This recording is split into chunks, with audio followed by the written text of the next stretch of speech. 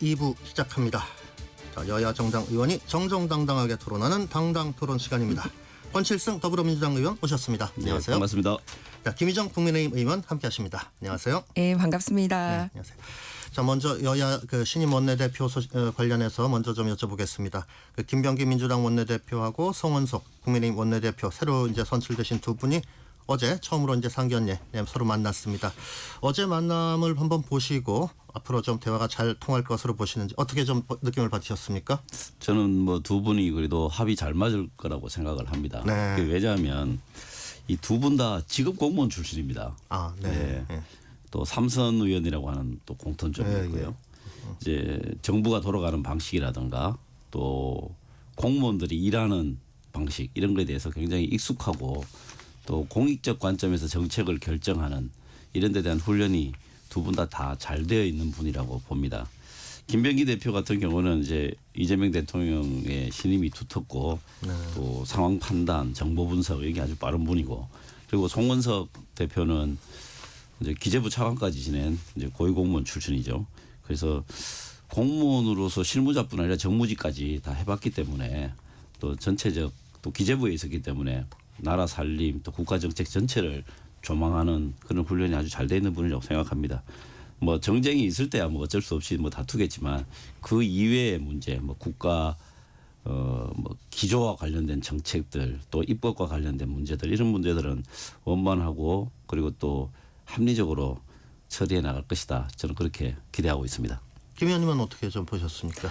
보통 이제 정치인들이 이제 정무에 강한 형이 있고 좀 정책에 강한 형이 있고 한데 네. 두 분 다 어쨌든 정책통으로 이렇게 행정부 역할도 했었고 국회에서도 그런 역할을 했었고 또 두 분의 성품이 합이 잘 맞는다는 평가를 받고 있습니다.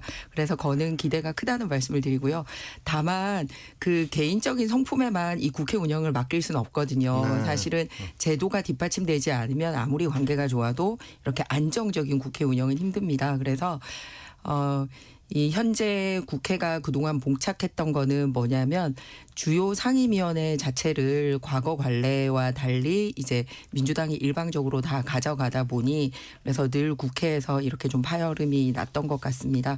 그래서 원래 관행대로 국회의장을 차지했던 당이 이제 법사위원장은 반대당이 받는 거를 지난 1년 동안 하지 못했는데 두 분의 새 원내대표가 나온 만큼 그런 식으로 이 상임위원회 위원장을 다시 배분하고 국회를 바로잡는 역할을 하는 것부터 출발을 했으면 하는 바람입니다. 과거에도 그런 전례가 있었던 게 바로 4년 전이죠. 21대 국회 때도 사실 출발할 때 민주당이 17개 상임위원장 전체를 다 차지하고 국회를 시작했던 적이 있습니다. 그래서 그 첫 1년이 굉장히 국회가 많이 제대로 기능을 못하다 보니 1년 딱 지나고 나서야 민주당과 이제 당시 국민의힘이 전격적인 합의를 해서 이 상임위원장 배분이 다시 일어났던 적이 있습니다. 그런 전례도 있는 만큼 이번에 새롭게 그렇게 국회의 모양새가 정립이 돼서 국회가 그냥 일방적으로 과거식의 통법부 그러니까 행정부가 하는 거를 그냥 막 거수기 역할만 하는 그런 국회가 아니라 비판할 건 비판하고 견제할 건 견제하고 또 민생에 대해서는 협력하는 국회가 되려면 그렇게 국회 구성부터 새롭게 되는 게 여야 첫 원내대표들의 첫 번째 과제이지 않을까 그렇게 생각합니다. 네, 어제 그 원내대표 그 상견례 말씀을 좀 여쭤봤었는데 이쪽으로 또 이제 법사위원장 얘기로 또 주제를 또 잡아주셨는데 안 그래도 사실 어제 그 두 분이 만난 자리에서 송 원내대표가 이제 법사위원장을 국민의힘이 맡아야 된다 그런 걸 다친 좀 요구를 했는데 김병기 원내대표는 뭐 경청하면서 이제 소통을 하겠다라고 하면서 뭐 이 부분에 대해서 딱히 뭐 조금 말씀을 하지 않았다고 하더군요. 법사위원장 자리와 관련해서는 좀 그 민주당에서는 좀 어떻게 보십니까? 법사위원장이라고 하는 자리가 원체 이제 중요한 권한을 가지고 있습니다. 뭐 쉽게 이야기하는 이 문지기 역할을 하고 있기 때문에 여야다 굉장히 좀 예민하게 생각하고 있는 그 자리이죠. 그런데 그냥 결론만 말씀드리면 아마 법사위원장 자리를 민주당 입장에서도 양보하기는 좀 쉽지 않을 것이라고 생각을 합니다. 이게 특히 정권 초기에 여러 가지 입법적인 부분들을 통과시켜야 되고 또 그걸 가지고 정부 초기에 여러 가지 기조를 잡아야 되는데 법사위원장이 이제 야당에 가면 사실 그런 부분을 좀 속도감 있게 처리하기가 쉽지가 않습니다. 그래서 이제 그런 부분들 때문에 뭐 제가 개인적인 뭐 판단이고 또 원내대표가 경청하면서 또 깊이 또 수기하겠다는 의미의 말씀을 하셨지만 결론적으로는 양보하기 쉽지 않을 것이다. 저는 뭐 그렇게 보고 있습니다. 지금 그 정청래위원장인 법사위원장이 지금 당권 그 의사를 밝히면서 이제 그 지금 사퇴를 비어서 했습니다. 지금 그런 거죠. 마침 기회가 잘 됐다고 말씀을 드리는 게 앞서 이제 국회 전례도 있었고 그다음에 여야 원내대표가 같이 바뀐 시점이고 또 세 번째로는 지금 앵커 말씀하셨듯이 마침 기존에 법사위원장직을 사퇴하고 당 대표를 출마한다라고 했기 때문에 공석인 상태입니다. 그렇기 때문에 어느 때보다 논의하기가 좋을 것 같습니다. 그런 시점에 맞추어서 또 여야가 바뀌기까지 하지 않았습니까? 왜냐하면 과거에는 그래도 대통령의 거부권이라는 형식으로 또는 제2요구권이죠. 정확하게 얘기를 하자면 법제처라든지 법무부 장관 등의 의견을 들어서 위법적인 요소라든지 타 법과의 관계라든지 이런 거를 한 번은 거를 수 있는 그런 제도적인 장치가 있었습니다만 지금은 법사위원회도 그런 역할을 하지 않고 정부도 그런 역할을 하지 않으면 소위 위법적인 요인이 있는 법이라든지 또는 여야가 관계가 첨예한 부분에 대해서 일말의 어떤 상의나 숙의 없이 그냥 이렇게 프리패스될 가능성이 굉장히 높습니다. 그래서 결국은 국민들을 위해서라도 이렇게 심사숙고하는 제도적인 장치는 필요하고 마침 때는 무르익었다. 자리가 비어 있으니까 그렇게 말씀드립니다. 지금 그 법사위원장 관련해서는 지금 좀 말씀을 좀 들었고 근데 사실 민주당이 지금 우선적으로 추진하는 법안 이제 상법 개정안을 가장 지금 보면은 순서적으로 보면 가장 먼저 좀 처리할 것 같은 지금 그런 의지를 좀 보이고 그렇게 계시죠. 신임 원내대표가 그런 의사 표시를 했죠. 예. 그거 말고도 또 이제 방송 3법이라든가 또 형사소송법 이런 법안들도 이제 대기 중인데 그 법사위에 올라간 것도 있지만 다른 이제 또 지금 의욕적으로 좀 민주당에서 추진하고 있는 법안들 이런 걸 처리하자면 또 법사위를 또 거치게 되죠. 그렇습니다. 우선 뭐 상법 개정안 말씀드리면은 상법 개정안은 사실 우리나라 이제 주식시장 활성화 또 자본시장의 투명성 강화 등등의 입장에서 봤을 때 꼭 필요한 법입니다. 네. 저번에 한덕수 전 총리가 거부권을 행사하면서도 취지에는 공감한다라고 하는 그런 의미의 이제 발표문을 내기도 했지 않습니까? 이것은 뭐 시장에서 엄청난 요구가 있는 건이기 때문에 반드시 해야 된다고 보고요. 이게 뭐 이사가 주주에 대해서 책임을 지는 경영을 해야 된다는 건 너무나 당연한 것이죠.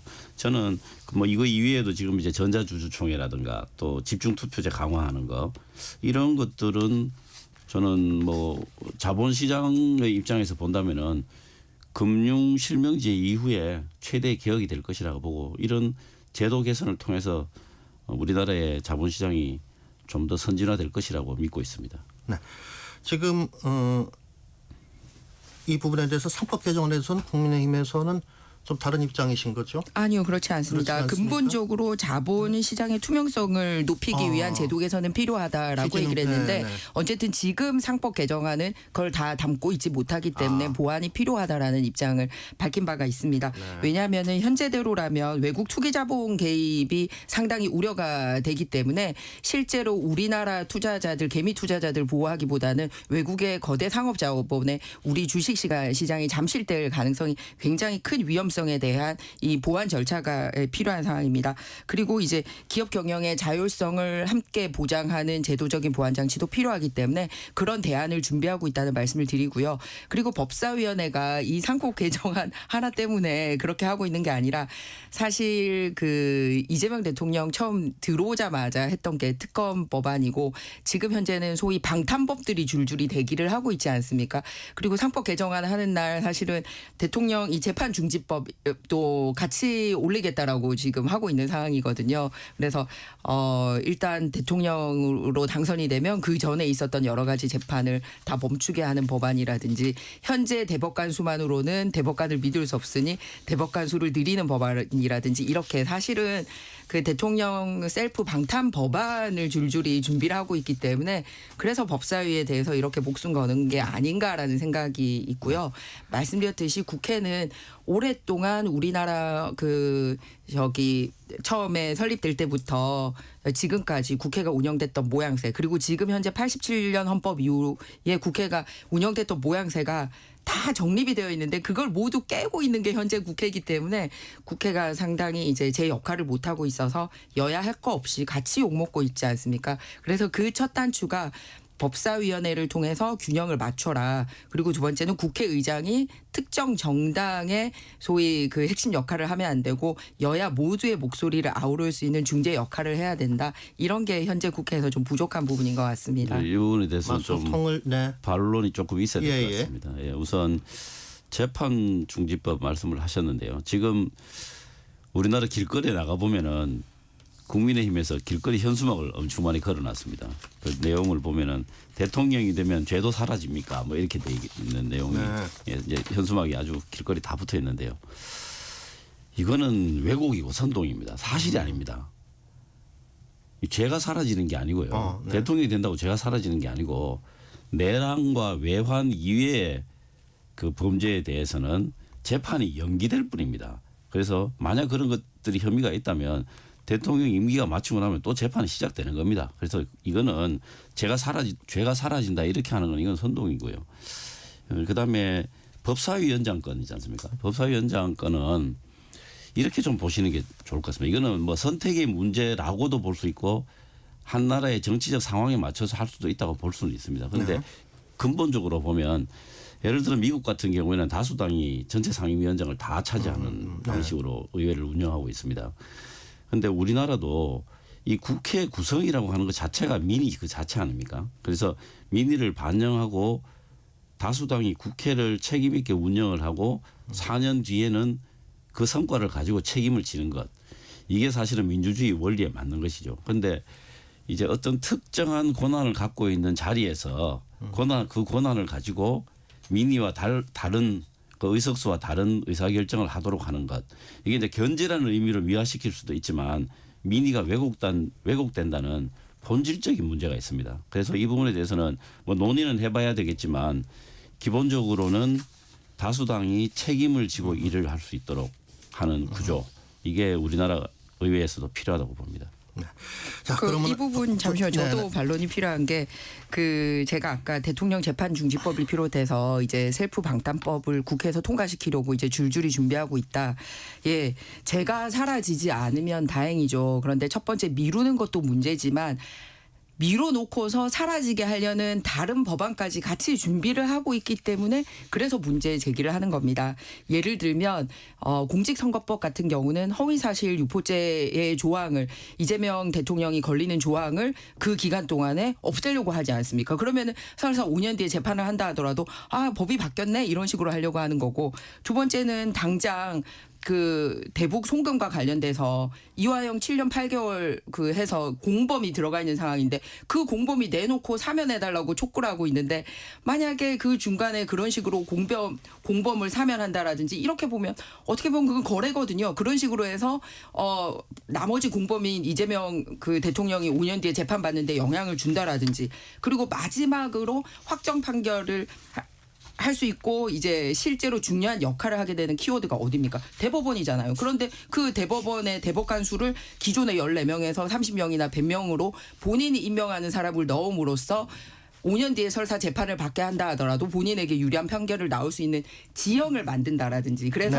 단순하게 미루는 게 아니라 이렇게 세트로 여러 가지를 준비를 하고 있기 때문에 상당히 위험하게 보고 있다는 겁니다. 네, 김 의원님께서 지난번 토론에서도 비슷한 요제 말씀을 해주셨던 것 같아요. 여기에 대한 권 의원님 반론을 좀 듣고 다음 주제로 넘어가겠습니다. 네, 뭐 재판을 미루는 거는 의도적이나 무슨 뭐 일부러 혹은 뭐 강제로 하는 게 아니고 헌법의 규정대로 하는 것입니다. 그래서 대통령이 된다고 해서 죄가 사라진다라는 그 자체는 왜곡이다 이 말씀드립니다. 네. 지금 그 추경 얘기에 대해서도 또 좀 이제 의견 차이가 좀 있는 게 있어요. 지금 당정대 협의회가 그 오늘 오전에 또 이런데 지금 열리고 제가 아침 상황을 오늘 확인 못했습니다만 오늘 예정이라는 그 기사가 좀 있었습니다. 그래서 이제 추경안에 포함될 것으로 이제 보이는 게 이게 민생회복 지원금인데 이걸 지금 지급 방식 이 부분에 대해 가지고서는 보편적 지급이 이제 로 가는 것으로 돼 있었는데 좀 더 다른 부분에 대해서도 좀 검토가 이루어지고 있는 것 같아요. 네, 그렇습니다. 이제 지금 이제 나오는 이야기로는 기본적으로 한 15만 원 정도씩 하고 또 이제 조금 취약계층에는 한 50만 원까지 지원이 되는 방식으로 지금 이 예산 프로그램을 짜고 있는 걸로 알려지고 있고 지금 원래 민주당의 기본적인 이제 정책 방향은 이제 보편적으로 지급한다라는 게 기본적인 원론적인 그 입장인데 지금의 상황이나 예산 상황 등등을 봐서 취약계층을 조금 더 두텁게 지원하는 게 맞는 게 아니냐, 상황이 맞는 거 아니냐라고 하는 주장들이 힘을 많이 얻고 있습니다. 민생회복지원금 부분에 대해서는 어떻게 보십니까? 지금 말씀하시는 중에도 확정적으로 말씀을 못 하고 계시잖아요. 뭐냐면 굉장히 오늘 협의를 하니까 네, 논의- 근데 논의 굉장히 중이라는, 짧은 기간임에도 민생회복지원금이 핵심 항목인데 보편 지급이 원칙이다라고 여러 차례 강조를 했다가 갑자기 아니다 이래가지고 보편 지급은 기본으로 하되 다르다 이렇게 차등 지원을 한다라고 얘기를 했다가 다시 혼합 지급 쪽으로 갈까 이런 식으로 하면서 어떤 식으로 하겠다라는 원칙이 계속 흔들리고 있습니다. 그럴 때마다 주장하는 내용이 계속 달라지고 있습니다. 그래서 도대체 명확하게 어떤 원칙을 가지고 하겠다라는 건지를 해야 되고 이러다 보니 무슨 얘기가 나오냐면 이제 이런 회복 지원금을 받는 사람 입장에서 생각을 하는 게 아니라 본인들의 어떤 권력의 지갑으로 활용하려는 게 아니냐.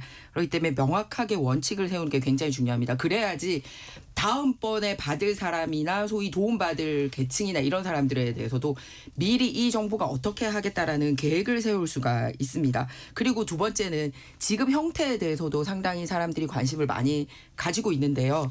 예를 들어서 이제 그동안 우리 당에서 주장했던 거는 사실은 이제 미리 덜 거두고 이제 세금을 아껴주고 뭐 이런 방식이었고 그런데 네. 기왕 이제 지급하기로 했단 말이에요. 근데 이번에도 지급하는 게 그러면 과연 지역 화폐 형식이냐 현금이냐 이거에 따라 또 달라집니다. 예를 들어서 지역 화폐 형식 같은 경우는 지금까지 굉장히 문제가 됐던 게 특정 기업의 소위 이제 그 에이전시피 운영 비용으로 1%씩 꼬박꼬박 돈이 가고 있어서 특정 기업에 이제 이득이 갔다라는 거라든지 소위 낙전 수익이 남는 부분에 대해서 이 관리가 안 됐다라든지 이런 몇 가지 문제가 있었습니다. 그래서 지급 방식에 대해서도 앞으로 어떻게 할 건지 명확하게 정리를 해야 될 필요가 있습니다. 이런 부분에 대해서 검토가 네. 좀 이루어집니까? 그렇습니다. 네. 그래서 이게 소득을 지원하느냐 아니면 소비를 진작하는 정책이냐라고 네, 네. 하는 거에 따라서 이제 어떤 수단을 할 것인지 그런 거는 그때 정해야 되는 것이라고 보고요. 아까 말씀하신 대로 원칙은 보편 지급을 하는 것으로 민주당은 입장을 네. 쭉 그 유지해 오고 있습니다. 유지하고 있는데 상황에 따라서 뭐 재정 상황도 있을 수 있고 경제 상황도 있을 수 있겠죠. 그 상황에 맞춰서 뭐 차등 지급 혹은 뭐 일부 계층에 대해서 좀 더 두텁게 지원을 한다. 이런 것들은 상황에 맞춰서 얼마든지 할 수 있는 일이라고 봅니다. 당연히 상황이 달라지면 대응 방식도 달라져야 되겠죠. 네, 예. 알겠습니다. 그럼 저 추경 관련해서 그 말씀 여기서 좀 매듭 짓고 지금 또 이 정치권에서 이제 주요 이슈가 지금 국무총리 후보자 인사청문회 문제가 아닐까 합니다. 그 인사청문회 여야 간사 간에 어제 그 만남이 있었고 그래서 일정과 관련해서 좀 이견이 있었는데 일단 다음 주죠. 24일, 25일 이렇게 청문회 일정을 좀 잡았습니다. 자, 지금 국민의힘 쪽에서는 이 인사청문회 관련해 가지고서 좀 어떤 좀 생각을 좀 가지고 계십니까? 예, 인사청문회를 통해서 이제 후보에 대한 도덕성 검증과 그리고 이제 국정 철학이 어떻게 되는지를 같이 검증을 해야 되는데 네. 너무너무 협조가 안 되고 있습니다. 일단 자료 네, 말씀이신가요? 맞습니다. 그래서 자료 협조 요청이 안 되고 있어서 사실 인사청문회를 굉장히 진행하기 힘든 상황이라는 말씀을 드리고요. 다음으로는 일정 관련돼서도 사실은 굉장히 저희가 양보를 해서 이틀을 했는데 이 부분을 말씀드리면 뭐냐면 사실 기억하실지 모르겠습니다. 우리 지금 제가 KBS 방송하고 있잖아요. KBS 사장님 인사청문회 3일 받았습니다. 바로 이 지금 현재 국회에서. 네. 그리고 이진숙 방통위원장은 3+1 즉 4일에 사실상 4일에 인사청문회를 했습니다. 3일 동안은 국회에서 진행을 했고요. 하루는 현장 검증이라는 이름으로 그렇게 했었단 말이에요. 그런데 총리 인사청문회를 2일 하자고 합니다. 옛날에 저희 황교안 때도 3일 받은 적이 있습니다. 그러면서 하는 얘기가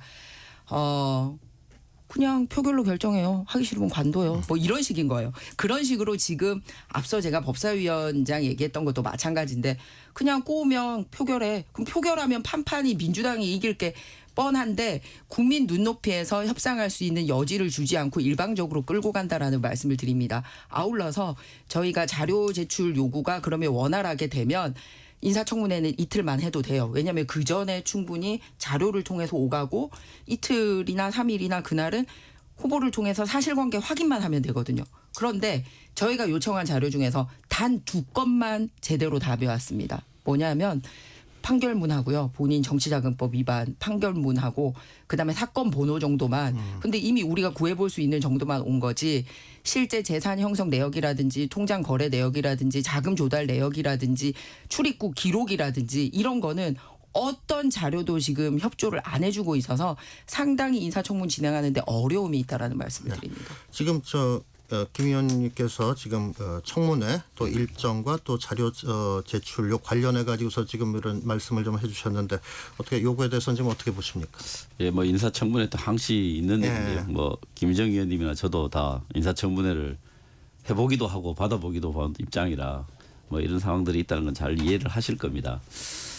그리고 또 뭐 야당에서 문제가 될 만한 것들을 지적하고 또 뭐 언론도 그런 내용들을 또 지적하고 하는 것에 대해서 뭐 얼마든지 받아들입니다. 근데 단지 이제 사실과 사실이 아닌 것 혹은 의혹 이런 것들이 다 지금 뒤섞여 있는 상태라서 실체적 진실이 무엇이냐에 대한 여러 가지 이제 분분한 의견이 있는 것 같습니다. 그래서 이번에 그래서 이제 인사청문회라는 걸 하는 거니까요. 이번에 이틀 이제 일정을 어렵게 합의를 봤으니까 그 이틀 동안 김민석 후보 총리 후보자의 본인의 입으로 특히 야당 의원님들의 아주 예리한 지적에 대한 그 김민석 후보자의 그 답변으로 전 국민들이 보면서 판단할 수 있는 기회가 되지 않을까 싶습니다. 김민석 후보자에 대해서 지금 그 국민의힘에서는 이제 여러 이제 의혹들을 제시를 하면서 그 10대 의혹 이렇게 또 네. 이렇게 말씀을 하시기도 하셨어요. 이 중에서 또 뭐 이게 문제 중에서 어떤 순위를 좀 두고 계신 게 있습니까? 일단 그 본인 입으로 정말 당일날 해명하는 것도 굉장히 중요하지만 그 말이 거짓인지 아닌지를 하려면 공인된 자료라는 게 있지 않습니까? 서류.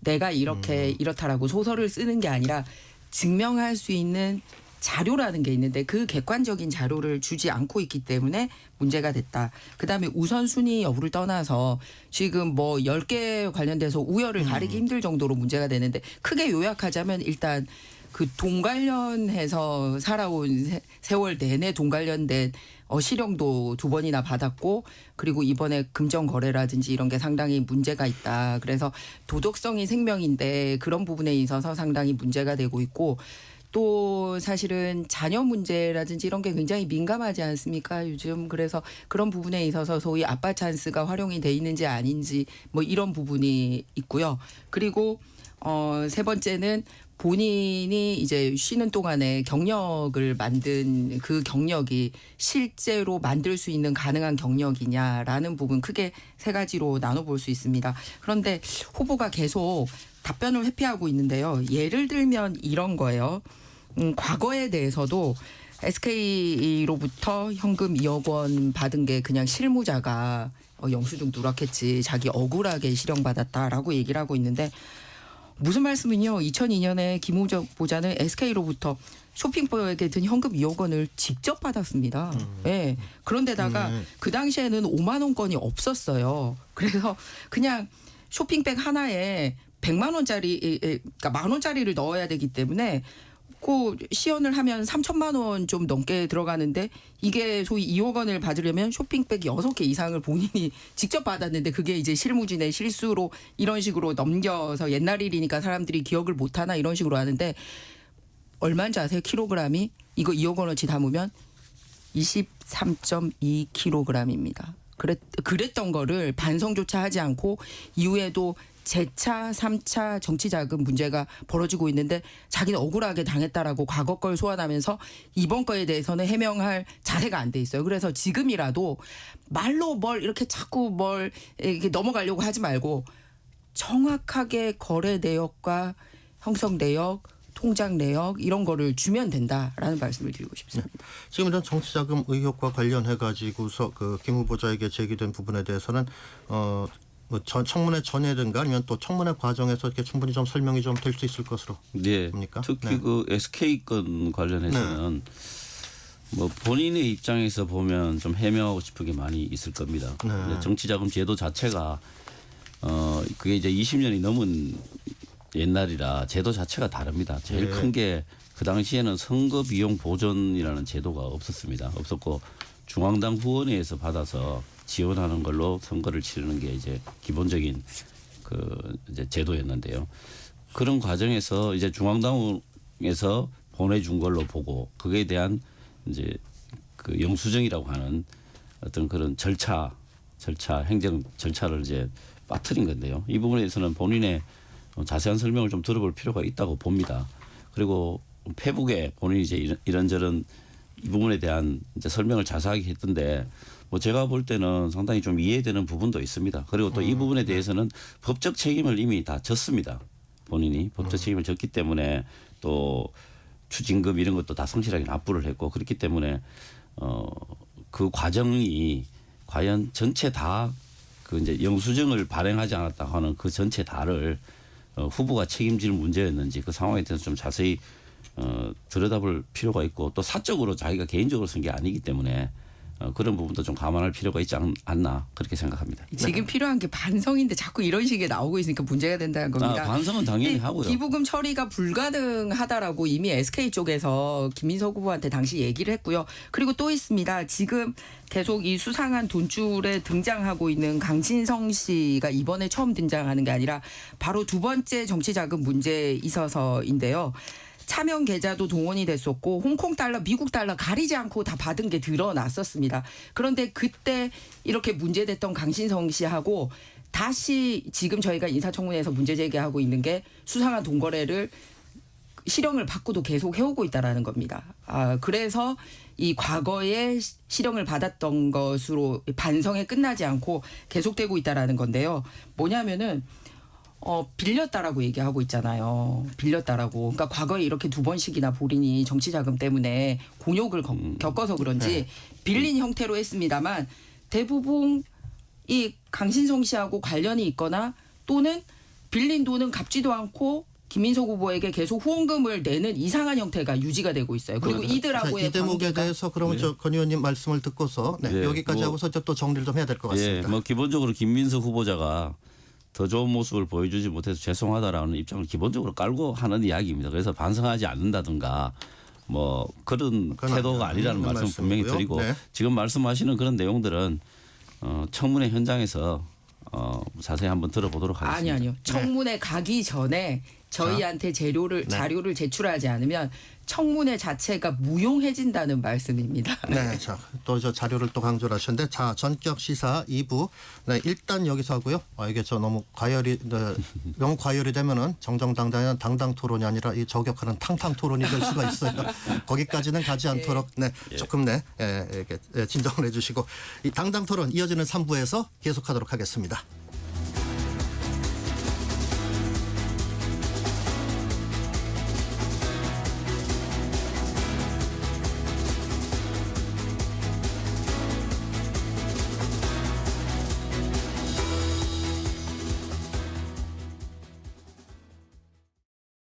잠시 후 8시 반부터 일부 지역국에서는 해당 지역 방송을 보내드립니다.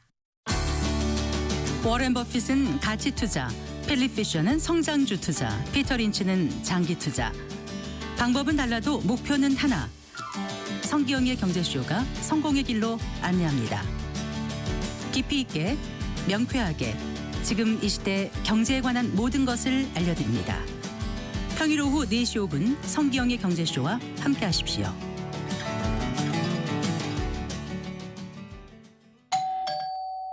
편지 왔습니다. 퇴근길 지친 당신에게 힘이 되는 뉴스를 전해드립니다. 매일 저녁 5시 5분 당신과 함께 읽는 세상 이야기 KBS 1라디오 뉴스레터 K. 지금 시각은 8시 30분입니다. KBS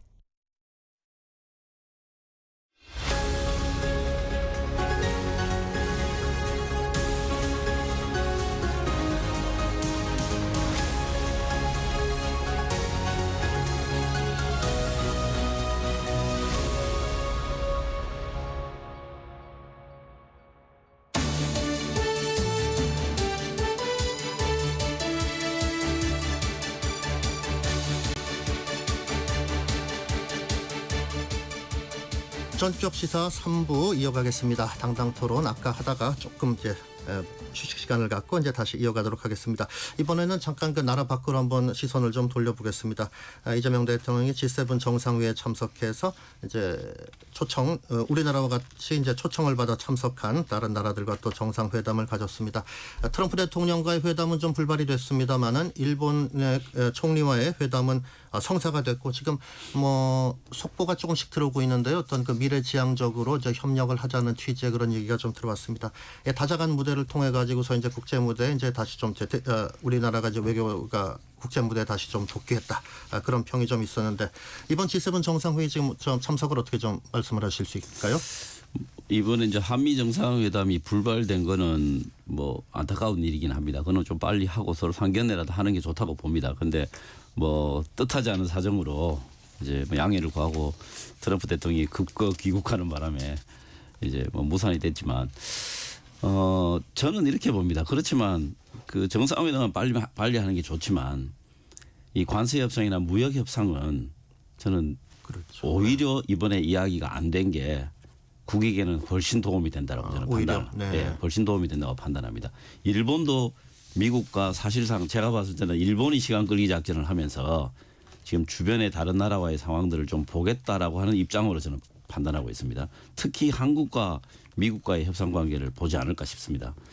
그리고 이제 일본과 정상회담 지금 이제 뭐 내용들이 좀 말씀하신 것처럼 들어오고 있는데 사실 한국과 일본은 전 세계적으로 역사적으로 굉장히 모범적인 이 밸류 체인을 형성했던 그 윈윈하는 국가였습니다. 그런데 가끔씩 이제 정치적인 문제가 겹치면서 이제 뭐 불편한 관계들을 보이고 또 논쟁도 하고 다툼도 있었습니다. 그렇지만 이 과거에 몇 년 전에 있었던 화이트리스트 사건 그것을 제외하고는 사실 한국과 일본은 정경분리라고 하는 대원칙을 잘 지켜온 나라들입니다. 상호간에 잘 지켜왔습니다. 그런데 그 이제 화이트리스트 사건 때 정경분리의 원칙이 깨져버렸습니다. 그래서 이런 대원칙을 다시 한번 이제 복원을 시키고 한국과 일본 사이에도 이제 정치가 복원돼야 되는 것이죠. 정치적인 문제, 과거사 문제는 뭐 그거대로 논쟁을 하더라도 경제적인 문제를 통해서 양국 간의 실익이 있는 부분들은 지금까지 해왔던 것처럼 그렇게 유지해 나가는 것 이런 것들이 정상회담을 통해서 좀 기초를 다진다면 그 국가 이익에 크게 도움이 된다고 봅니다. 네. 지금 김 의원님께 좀 여쭤보겠습니다. 지금 뭐 G7 그 회의를 통해 가지고서 이제 대통령이 이제 그 각국 정상과 또 이제 인사도 하고 이렇게 국제 외교 무대에 이제 또 데뷔하는 자리가 됐고 이번에는 일본 총리와의 또 만남이 그 또 우리 또 가장 가까운 일본과도 일본 총리와 또 정상회담을 한 부분에 대해서 또 임가 좀 어떤 의미를 좀 둘 수 있을까요? 일단 지금 한국과 일본이 이 관세 협상 부분에서 미국을 대응하는 데 있어서 처지가 굉장히 이제 같이 동병상련할 수 있는 처지가 있습니다. 그래서 네. 일본과의 이번 회담뿐만 아니라 셔틀 외교를 통해서도 양국이 함께 대처할 수 있는 게 있다면 미국에게 손해보지 않도록 함께 할 수 있는 부분이 분명히 있을 거라고 생각을 하고요. 그리고 사실 중국이나 러시아를 대응하는 데 있어서도 한미일 삼각 공조 관계는 굉장히 중요합니다. 그런 의미에서 이제 일본 정상회담을 통해서 그렇게 서로 이 상견례도 빨리 이루어지고 관계를 돈독해 하는 것도 굉장히 좋은 계기가 되지 않았나 이렇게 생각을 합니다. 전체적으로 근데 결국은 이제 미국과의 관계 때문에 G7을 간 거였잖아요. 그래서 그게 불발된 거에 대해서는 굉장히 아쉽게 생각합니다. 그런데 국제 정세 때문에 일어난 일이기 때문에 근데 짚어볼 부분은 두 가지가 있습니다. 하나는 우리 쪽에 먼저 연락을 하고 보도가 나간 게 아니라 이제 보도가 나간 상태에서 우리 쪽에 연락이 왔다라고 지금 알려지고 있습니다. 네. 그런 부분에 있어서 좀 더 한국을 소중하게 생각하고 더 우대하는 외교 관계가 빨리 복원됐으면 하는 부분이 발견되지 않았나라고 생각을 하고요. 그리고 바로 아마 나토 회의가 있을 것 같습니다. 그렇죠. 예, 네. 그거를 통해서라도 빨리 상견례가 이루어져서 실질적으로 대한민국의 국익을 챙길 수 있도록 그 미국과의 관계가 잘 이루어졌으면 하는 바람입니다. 지금 그 사실 지금 대통령께서 이제 과거에 이제 일본과에 대해서 좀 약간 강도 높은 좀 약간 톤 높은 발언 좀 하셨기 때문에 일본에서도 좀 그 부분에 대해서는 좀 신경을 좀 쓰고 있지 않았나 싶은데요. 그래서 오늘 회의에 대해서 일본 쪽 발언 같은 경우에서도 한일 공조가 세계에 또 많은 도움이 돼야 되겠다. 뭐 이런 얘기를 또 이시바 총리가 얘기를 했다고 그러는데 좀 같은 건설적인 방향으로 좀 갈 수 있는 그렇습니다. 그런 계기가 예. 될 수 있을까요? 예, 올해가 또 한일 수교 60주년 되는 그렇죠. 한 양국 간의 좀 의미가 좀 남다른 해입니다. 아까 말씀드린 것처럼 불편한 과거사 때문에 또 정치 상황 때문에 생기는 공방들은 뭐 그대로 합시다. 그대로 하고 다만 경제적인 문제, 교류 이런 부분들은 그동안 우리가 해왔던 것처럼 이렇게 분리해서 하고 과거에 있었던 황당한 그 화이트리스트 사건 같은 이런 돌출적인 사고로 인해서 양국 간에 서로 피해를 보고 훨씬 더 불편해지는 이런 오류를 범하지 않는 것 이게 양국 관계 발전에 필수적이라고 생각합니다. 한일 간의 어떤 과거사 문제 같은 경우는 좀 더 전향적으로 좀 처리가 될 것으로 그게 보십니까? 이제 뭐 이번 회담은 과거서만 한다 뭐 이런 게 아니라 그 양국 간의 신뢰가 되면은 이제 좋은 방향으로 끌어낼 수 있지 않을까 생각을 네. 합니다. 예. 그리고 어쨌든 남아 있는 부분이 있다면 어쨌든 국익을 챙겨야죠. 경제적인 부분이든 과거사적인 부분이든. 그런데 그거에만 매몰돼서 이제 다른 거를 놓치지 않아야 된다라는 거고 그런 면에 있어서는 권칠승 의원님이나 저나 의견이 일치하는 것 같습니다. 예. 예, 말씀 감사합니다. 그럼 이제 다시 좀 국내로 좀 돌아와 가지고서 지금 시선이 또 이제 특별검사 쪽에 또 요새 많이 좀 쏠리고 있죠. 특별검사가 지정이 됐고 그리고 특검과 함께 일할 특검보가 또 이제 속속 또 임명이 또 되고 있더라고요. 지금 특검 활동이 좀 더 속도를 좀 내가는 것 같죠? 네, 그렇습니다. 뭐 지금 특검이 3개가 지금 동시에 돌아가는 네. 아마 이런 사례가 없었던 것 같습니다. 이 3개가 지금 동시에 돌아가는데 내용 하나하나가 다 중요합니다.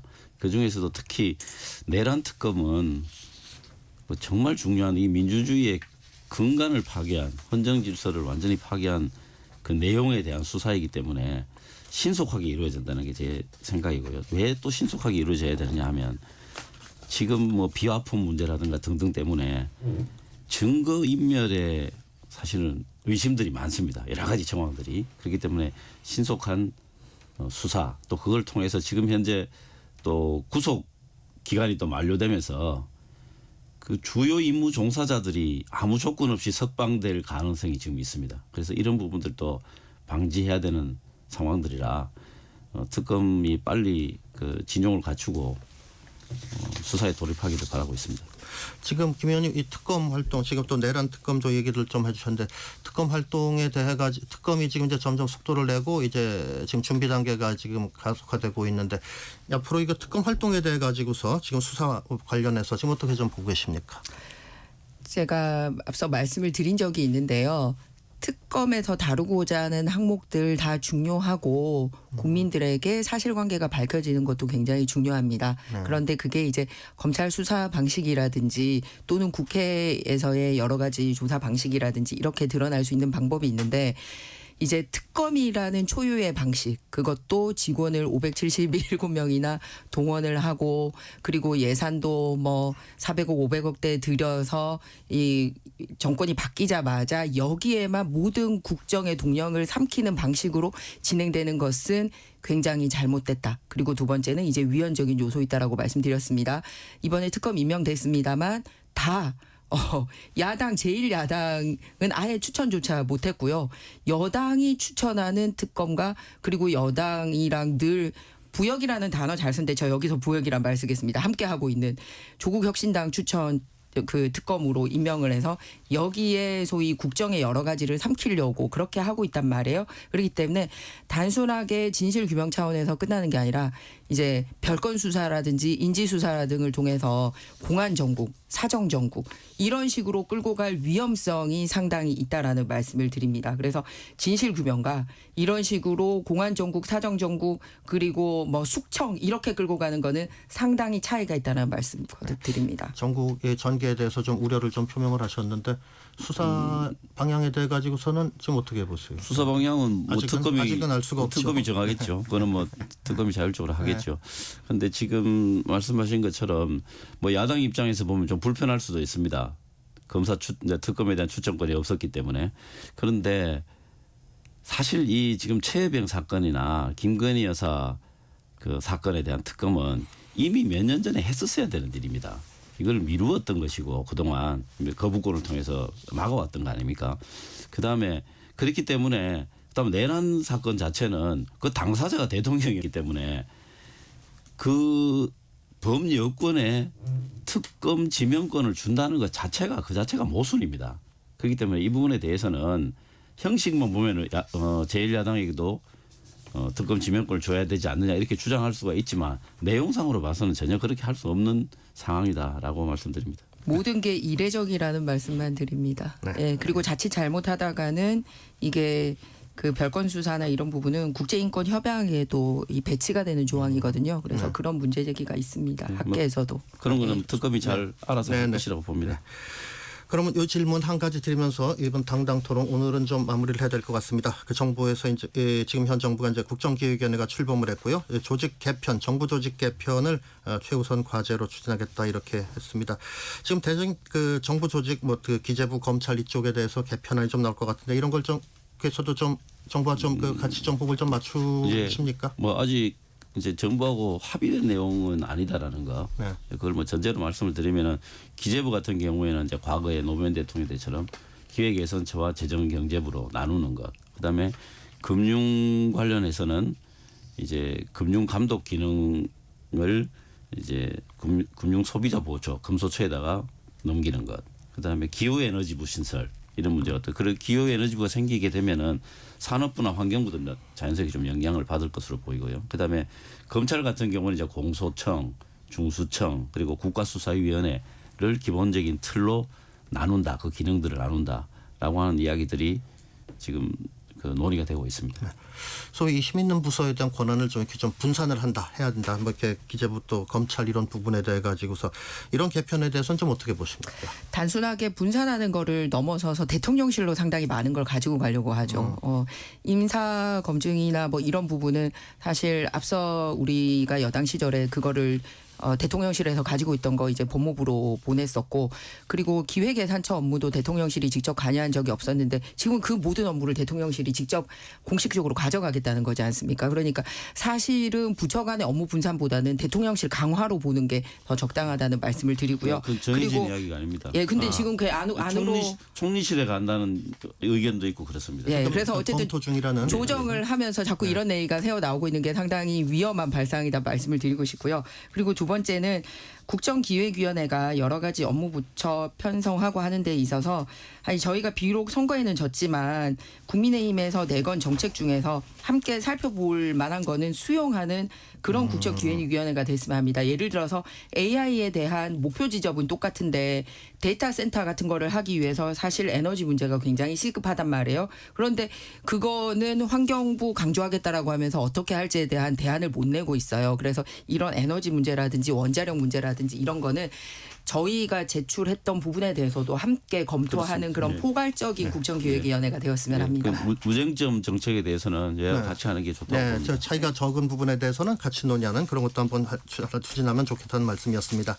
땅당 토론 오늘 순서는 여기서 마무리를 좀 하도록 하겠습니다. 권칠승 더불어민주당 의원님 또 김희정 국민의힘 의원님 두 분 감사드립니다. 예, 고맙습니다. 좋은 하루 되세요. 감사합니다.